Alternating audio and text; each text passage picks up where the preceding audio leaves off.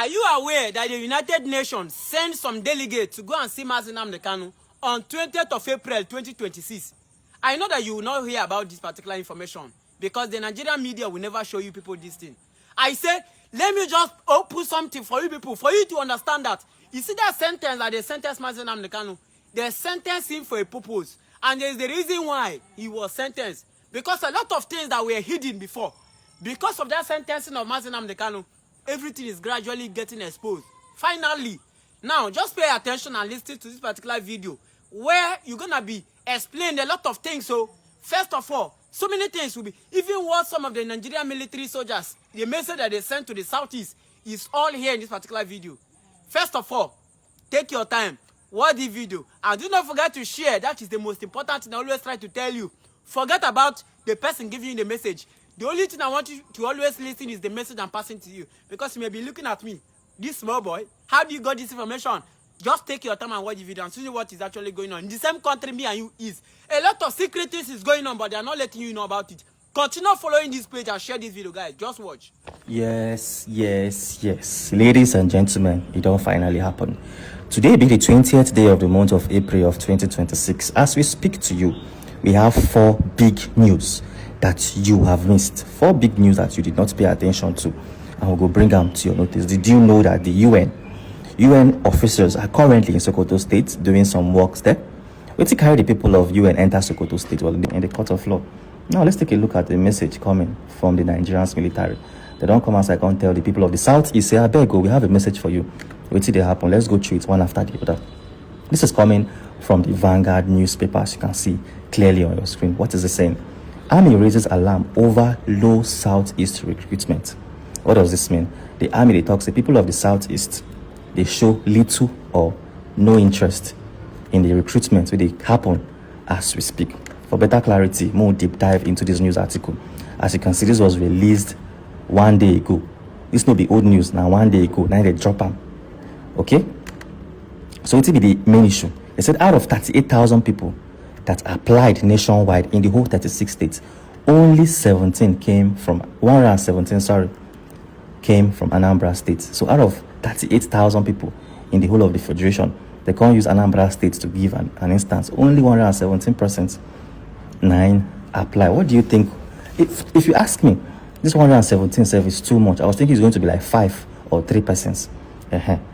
Because we all know how the Nigerian army they operate. We all know their modus operandi, but we will go deep dive into one.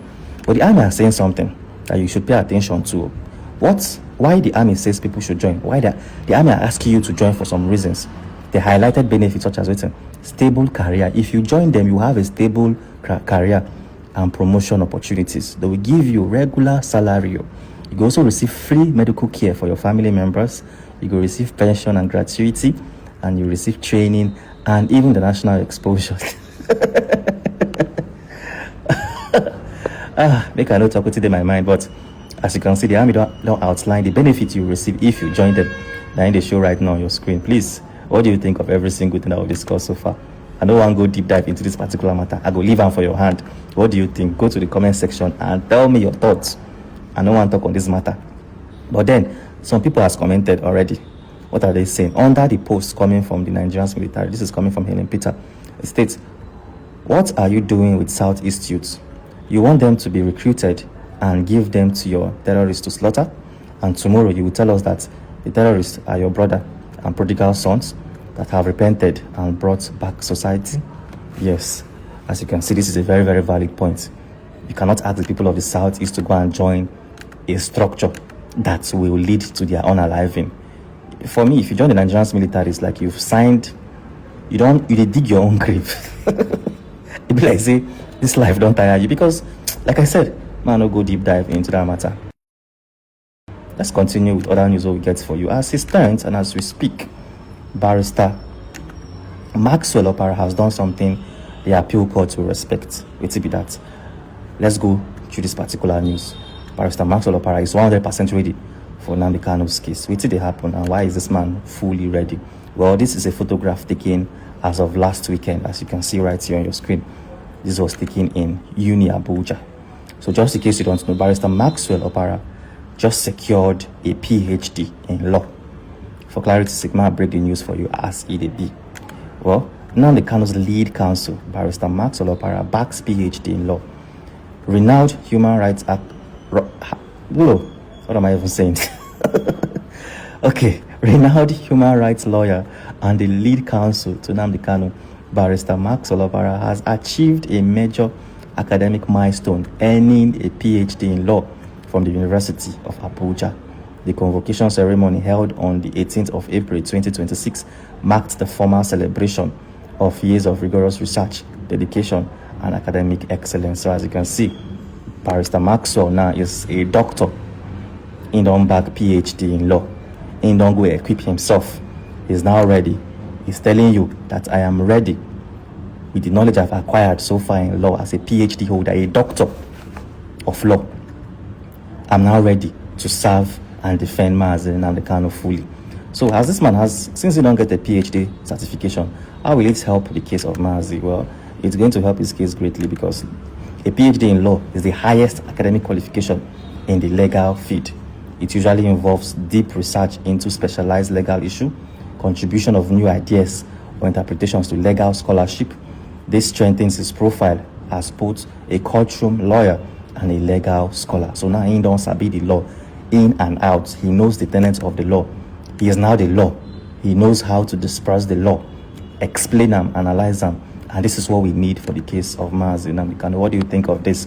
But if you ask me, the only thing I'll tell you to do is type congratulations to Barrister Maxwell Opara in the comment section. Tell him congratulations. It's not easy for you to back a PhD certification. That is the highest, like you can see, is the highest legal certification in the whole wide world, as you can see right here on your screen. So it's worth celebrating. So type congratulations to this young man and let's celebrate him together. This is going to help the case of Mazi Nnamdi Kanu in so many ways, shape or form, as you can see right here on your screen. I don't want to bore you to begin go through them one after the other, but this is massive for Nnamdi Kanu's case and every other case we Maxwell will handle. Even the appeal courts will appreciate this. They will know that he's ready and ready to defend one man, and that man's name is Mazi Nnamdi Kanu. Talking about Mazi Nnamdi Kanu, what did it happen? Well, as of the 18th day of the month of April, which is like 2 days ago, UN agents entered Sokoto State. Wait, see, they really happen. Why will UN enter the location where Mazi Nnamdi Kanu is currently being locked up in? Let's break the news as it happened. First thing first, main development. Sokoto State received life-saving nutrition supplies from the UNICEF. Okay? The support is part of a 200 million joint intervention for the people of Sokoto State. What did they happen? Well, the UN, through its subgroup known as the UNICEF, which is a United Nations Children's Emergency Fund. Now, what's UNICEF mean? They are currently in Sokoto State. They are doing they want to assist the people of that location by giving life-saving nutrition supplies. I will tell you what they are doing currently in Sokoto State. And I'll still tell you how it's going to benefit the case of Mazi. So stay tuned. So they are there to donate life-saving nutrition supplies under the framework of the UNICEF, Abi, and they don't support with 200 million naira as joint intervention fund. How will this be supplied? Where did they go supply and everything within the context of things? Well, let's start with what is being supplied. Ready-to-use therapeutic food, which is the RUTF, and other nutrition commodities targeted to malnourished children, pregnant and vulnerable women. So they are coming now to help women and children by giving them this kind of food, this therapeutic food, as the case may be. Okay, hope you are paying attention. That is their goal. Is by dividing us. That is why all the governors of the South and the Southeast never got together to float any security outfit capable of defending our land. None of them did. Absolutely none. Even what their counterparts are doing in Yoruba land, they cannot replicate. What ordinary terrorist group like Miyetti Yala is doing, your so-called governors cannot do it because they are cowards. They are beholden to the caliphate. They have come to do the bidding of the Fulani Janjaweed, and we can't allow them in our land. If they want to serve the Fulani Caliphate, they can go to the north and do it. not in Biafra land, not anymore, not from this very night. That is why this very announcement is being made before the full view of the international community, that they may understand how serious we are, how determined we are.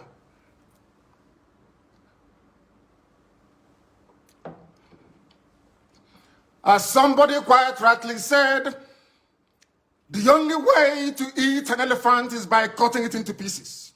The only way the Fulani Janjaweed can overwhelm us is by dividing us. If you are an agent of Fulani Caliphate, if you have come to do the bidding of Fulani Janjaweed in our land, I am asking you this very evening to retrace your steps. Because again, starting from this very day, anywhere Biafrans are killed, any governor, any police commissioner who tolerates the massacre of innocent people will pay very dearly for it. Will pay very, very dearly for it. Do not underestimate our resolve. Because this evening, first of all, I speak as a human being who is possessed of a compatriot spirit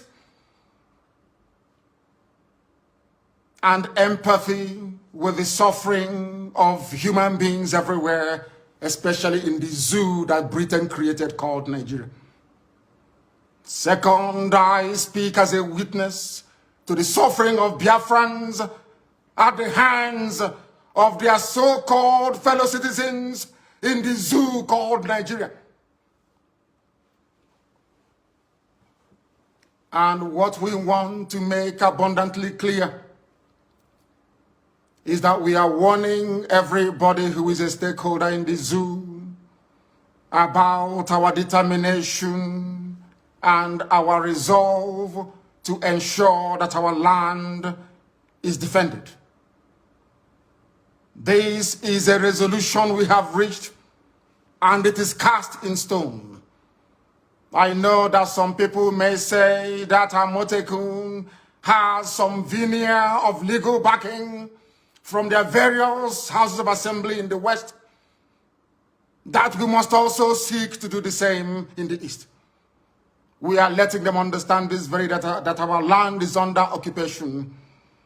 The land of Biafra is under occupation with the tacit approval of those you call your political leaders.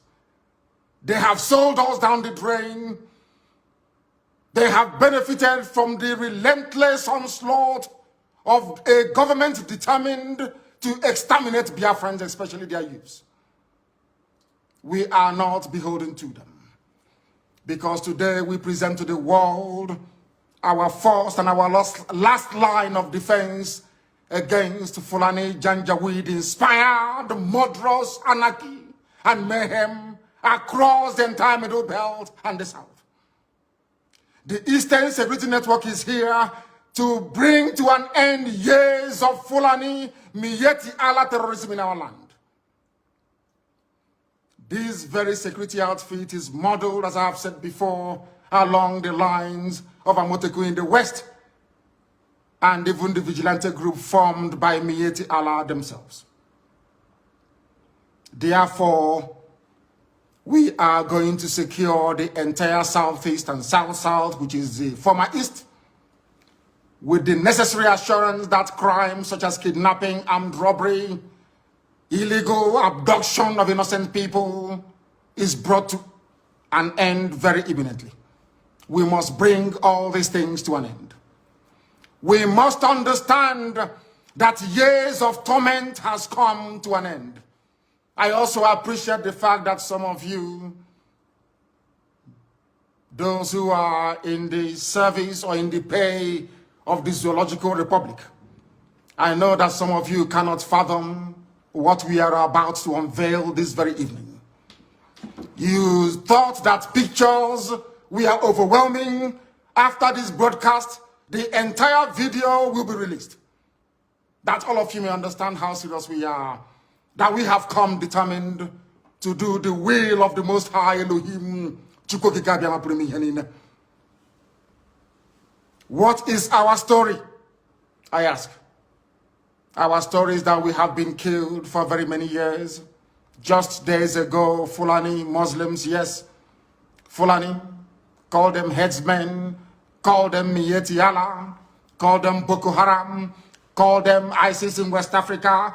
They murdered over 100 rice farmers, purportedly Christians, in cold blood in Borno State. Am I upset about it? Of course I am. Are we grieving? Of course we are grieving. But it is very, very disheartening, very, very discouraging that up until now, the international community have failed to do something about the murderous outrage perpetrated by Fulani terrorists on a daily basis against innocent indigenous populations in the zoo called Nigeria. Sometimes I feel disconnected, sometimes outrage and anger over these killings and the insincerity, the duplicitousness, and the profound lacking of seriousness, or should I say, stark appreciation of history. Our people, we do not learn, we have never learned, and until we rise up, all of us, one after the other, to support these very glorious efforts we are making to secure our land, our enemies will triumph over us. But heaven will forbid it. We will ensure that that will never happen in our time. You might ask, what is history? It is a very dark, hideous history of our people, banned by those who rose to power on the ashes of a genocide they themselves committed. It is a history banned in schools out of a sense of denial, yet it is a history still accessible to anybody and everybody who is willing to learn. On the trajectory that we have decided to embark upon, there is no going back. People are going to call, I know that for sure. There are those who may be interested to understand the reason why we do things the way we do it. In the fullness of time, they will come to appreciate the benefit of our tenacity, the benefit of our dedication and devotion to ensuring that Biafra land is secured. There were those in the Middle Belt in years gone by who stupidly joined in committing genocide, dishonestly, I must say, against the people of Biafra. They called it a civil war. They said they fought that very war to unite Nigeria. That same Nigeria is now killing everybody, or should I say, presiding over a reign of terrorism from Fulani Janjaweed. All of you are now regretting it. History is now repeating itself. What transpired against Biafrans, all the conspiracy against Biafra, is now being visited upon those very people that helped the Fulani Janjaweed terrorist caliphate to inflict what amounted to the second worst genocide in the history of the world. Some of them are weeping. We are all weeping. But none of you wept for Eastern Nigeria, so to speak, which is land of Biafra. None of you wept for the Igbo when they are being massacred. None of you wept for the Efik. None of you wept for Anang. None of you wept for even Ejo and other ethnic groups that made up Eastern Nigeria. None of you ever wept for us. We died that your useless Nigeria may be won, and today all of us are dying. But one day, weeping must come to an end. We have decided not to weep anymore. We have decided not to cry anymore. We have decided not to complain anymore. We have decided not to petition anybody anymore. But I'm sure by the time the Fulani Janjaweed gets exactly what they're looking for in our land, the world will be forced to intervene. This very security outfit is very, very proactive. It has been set up that very way. We are going to confront every enemy. We are going to confront anybody who will come to kill us. Because trust me, they will come. As somebody once said, there is a method in our madness. We will draw their army down into our land. Their flanks will be opened up. Their villages will be occupied by bandits and terrorists that they themselves created. That by the time they are done, have no home to go to. All of them don't have no home to go to. The zoo is finished. And there is nothing anybody can do about it. I'm not going to keep on weeping. This very evening, we want to remind the world that Fulani terrorists massacred us at Nimbo. They killed us at Ozowani. They came to my house with uniforms and killed over 28 people, as of which my parents died. These people will continue killing. All of you are witness to what happened in Obibo. We cannot allow such to happen again. And any governor who foolishly sides with the zoo to inflict death, pain, and suffering upon our people will be held personally responsible, himself and his family. Himself and his family. And all of you that participated or encouraged the slaughter of the innocent at Obibo, you all will be held accountable at the right time. You cannot go free, including Wike. You cannot go free. I assure you, I'm saying it so that the world can hear. So that the day you meet your nemesis, they will know that I announced it live on air. If they want us to go to ICC, we go to ICC. Any court in the world they want us to go to, we'll go there. But Wike cannot go free. Not now, not tomorrow, not ever. And the same goes for any other idiotic governor that may want to kill our people. It will no longer happen. In the coming days and weeks, people are going to come out to protest. This very Eastern Security Network will provide much needed security for protesters across Biafra land. I repeat, they will provide security for peaceful protesters across Biafra land. Any idiot in uniform that wants to dare us, you're more than welcome to do so. But you will bear the brunt and the consequences will be very, very dire, I assure you. I assure you. Those of you that bore witness to what happened at Zakibiam, at OD, Emene, Obibo, Isiama Farugu, in Aba, in Atampo, must know that we cannot allow such senseless state-sponsored massacre of the innocent to continue. We can't allow it. We will never, ever allow it. Therefore, I am placing the United Nations on notice, the EU, British government, the US government, that wherever the Nigerian army goes in again to massacre innocent people, we are going to retaliate. We will retaliate. Obibo will be the last time any sitting governor anywhere will give the order for innocent people to be killed. Should that happen again, that governor will die. I am saying it, so you cut out this very clip and send it to the ICC, so they can have it there with them. And all these criminals, all these murderers, we shall meet them there. Should the need arise. You cannot go about killing innocent people and you expect them to do nothing. It is impossible. Absolutely impossible. It cannot happen. We have come to die for what we believe in. We have come that we may be free. The zoo called Nigeria was created by a white man, not an African. Named by a white woman, not a black African woman.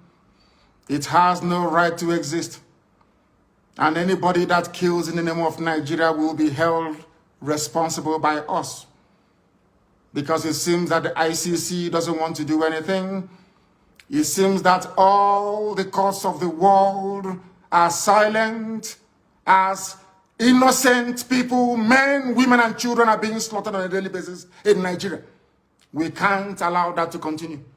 Not now, not tomorrow, not ever. This very Eastern Security Network is not, and I repeat, is not the army of Biafra. When the time comes for us to raise the army of Biafra, we shall announce it to the whole world. It is merely a vigilante group, the same way we have Amotekun and Miyetti Allah's national vigilante in Nigeria. That is why we must all be very, very measured in how we approach the issues that confront us at this very critical time of our history. We must remain resolute and determined. All those in the pay of Janjaweed that will come to try to discourage you from supporting this very wonderful initiative that none of your governors were able to do. As some of you will see in the video that will be posted or published after this very broadcast, you will see that we are united all the way from Kogi down to the Atlantic Ocean. We are one family and indivisible. We are not going to allow ourselves to become distracted by paid agents of the damnable Zoological Republic.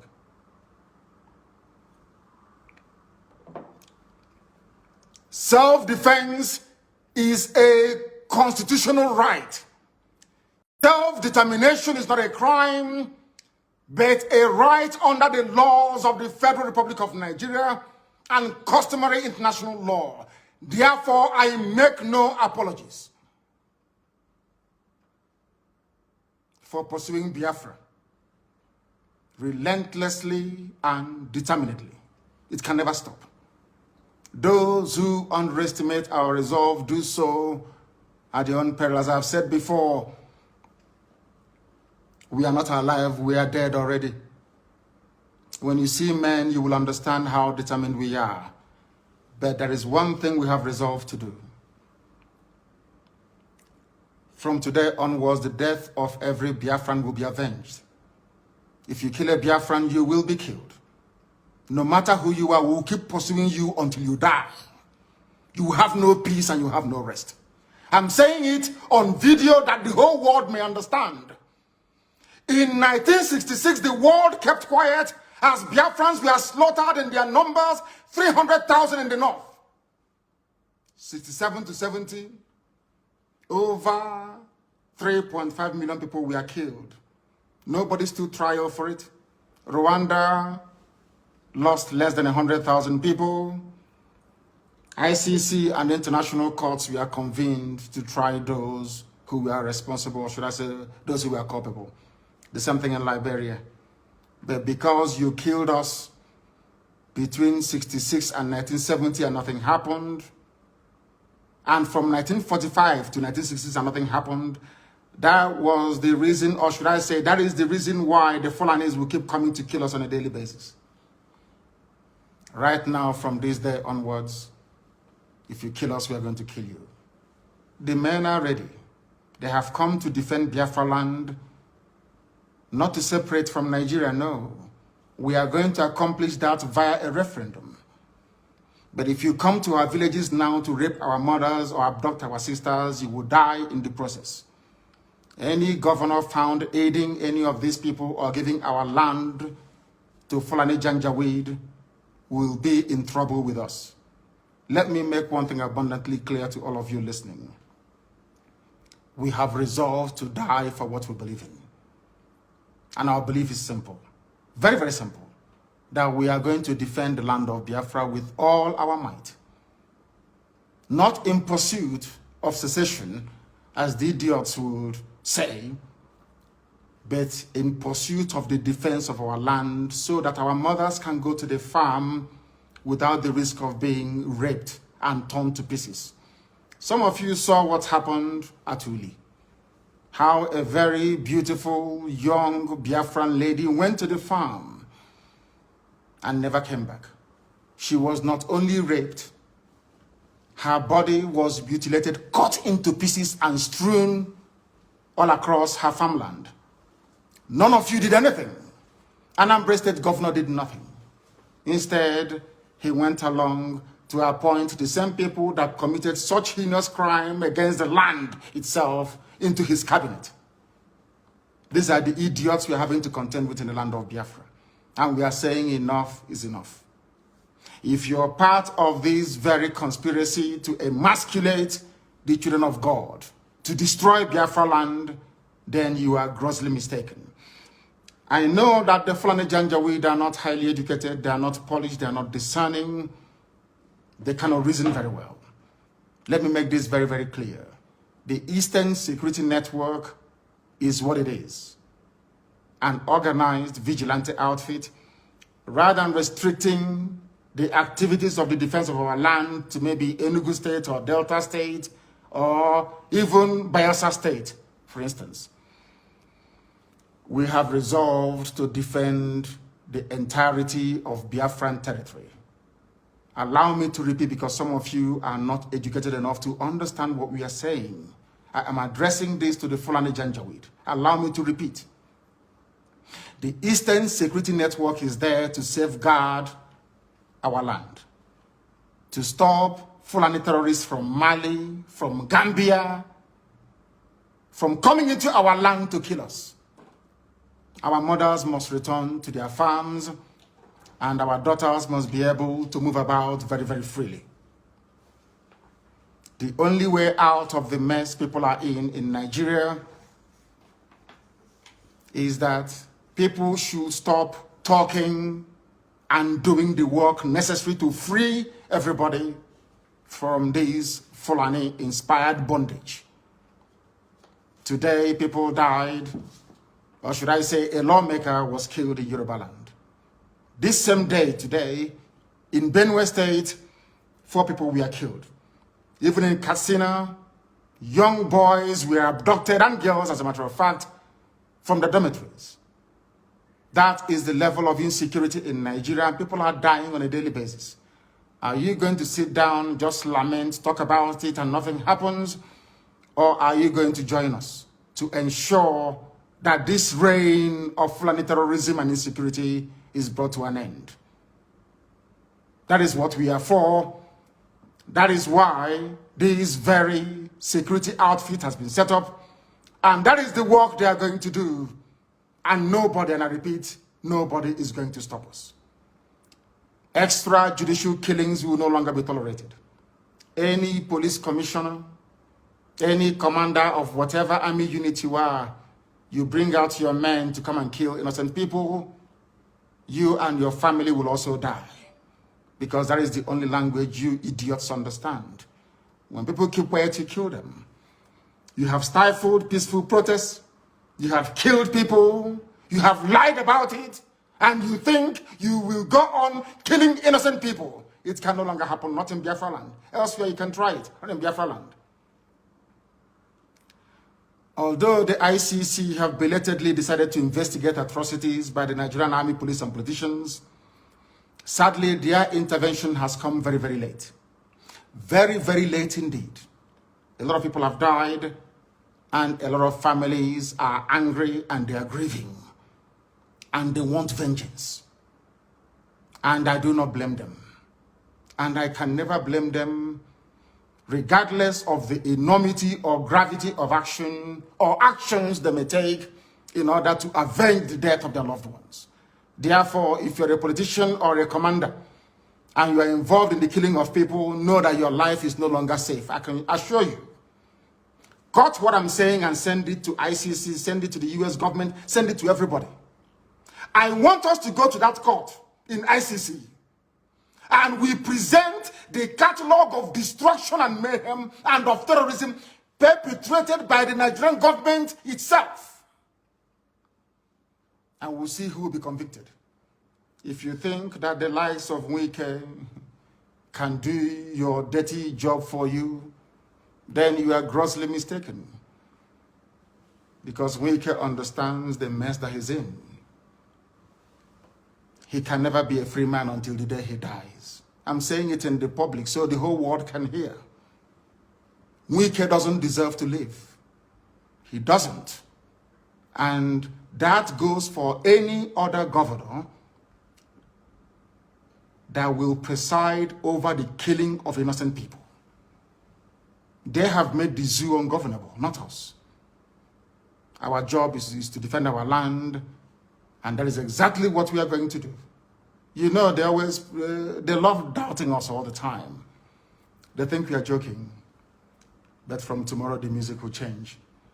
I thank all of you very much for listening this very evening. Those who doubt what we are doing or the sincerity of our efforts must understand that we have come and there is no going back. And that Biafra is going to be restored in our time, not through the efforts of the Eastern Security Network, but as a result of overwhelming support for the independence of Biafra via a referendum.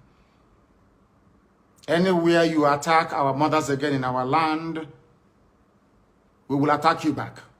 If you leave us alone, we will leave you alone. We are not going to go into any war, no, not at all. But we are going to defend our land. I thank all of you very much for listening this very evening, morning, afternoon, or night, depending on where you are.